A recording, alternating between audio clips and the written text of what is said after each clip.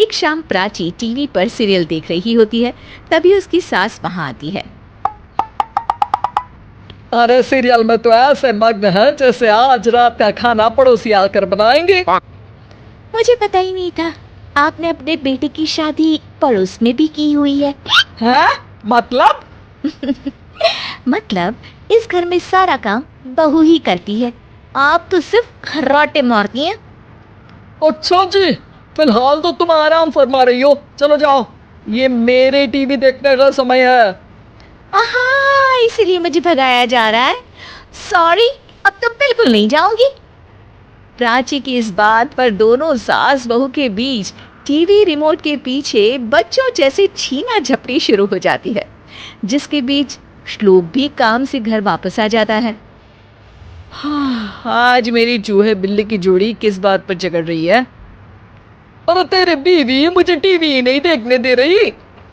अरे तुम्हारी मम्मी मुझे खाना बनाने के लिए फोर्स कर रही है। अरे वाह, ऐसे बेतुके रीजन पर तो बच्चे भी झगड़ा नहीं करते। अरे मुझे कुछ मत बोल, सब इसने ही शुरू किया है। हाँ हाँ, जैसे आप तो बहुत दूध की धूली है ना। अरे बस, दोनों चुप। प्राची जाओ, खाने की तैयारी करो। और माँ तुम छोड़ो, तुम्हें क्या बोलूं, शांति से अपना सीरियल देखो, मुझे दोबारा लड़ने की आवाज सुनाई नहीं देनी चाहिए।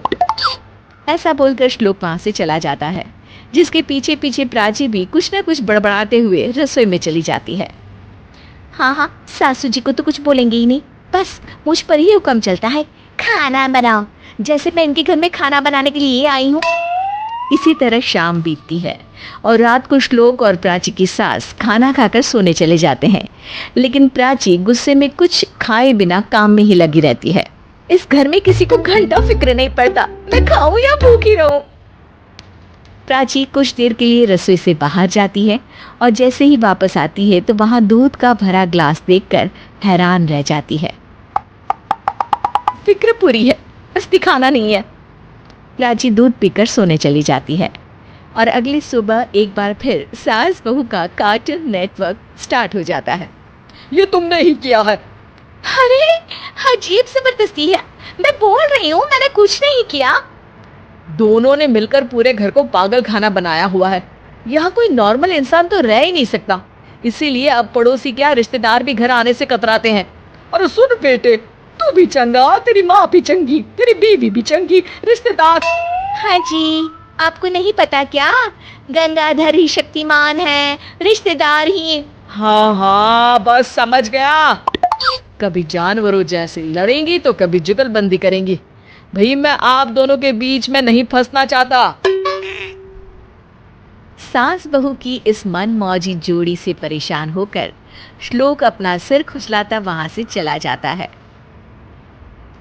चलो अब मैं भी कीर्तन में जा रही हूँ।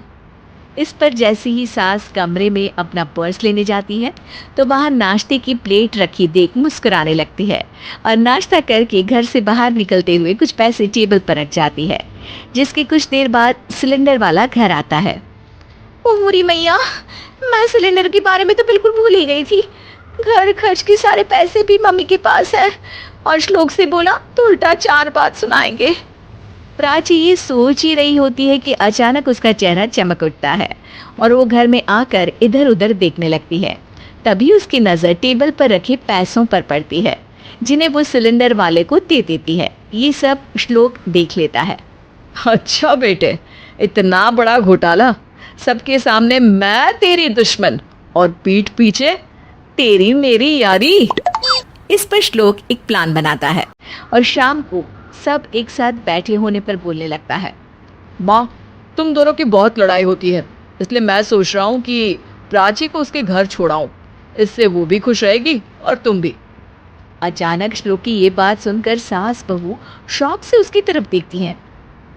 अरे ऐसे कैसे घर छोड़ाओगे, मुझे कहीं नहीं जाना। अरे तुमने भूला नहीं, पर मैंने सुन लिया, तुम्हें मम्मी के साथ रहना अच्छा नहीं लगता, मुझे पता है। अरे वाह, अरे जब बहू खुद कुछ काम बोले तो वो तुझे सुनता नहीं, और अब जो इसने बोला ही नहीं वो तू समझ गया। जब उसे नहीं जाना तो फिर जबरदस्ती क्यों कर रहा है? अच्छा, फिर आपको मौसी के घर छोड़ाता हूँ, बस अब आप दोनों एक घर में एक छत के नीचे नहीं रह सकती। मैं इस टॉम एंड जेरी की जोड़ी को और नहीं झेल सकता। है? फिर ऐसे कैसे नहीं रह सकते? तुम्हें इतनी दिक्कत है तो तुम्हारा बोरिया बिस्तर पैक कर देती हूँ, लेकिन मम्मी जी कहीं नहीं जाएंगी। बिल्कुल यही सुनना था मुझे। अगर दोनों में इतना ही प्यार है, फिर हर वक्त ये लड़ाई का नाटक क्यों करती हो?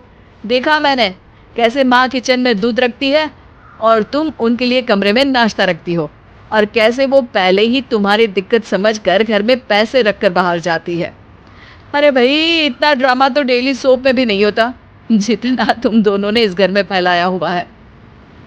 तू हमें टॉम एंड जेरी बोलता है ना, तो याद कर वो दोनों भी एक दूसरे को बाहर वालों की बुरी नज़र से बचाने के लिए हमेशा सबके सामने लड़ते थे, लेकिन अकेले में दिक्कत के समय मदद भी तो करते थे।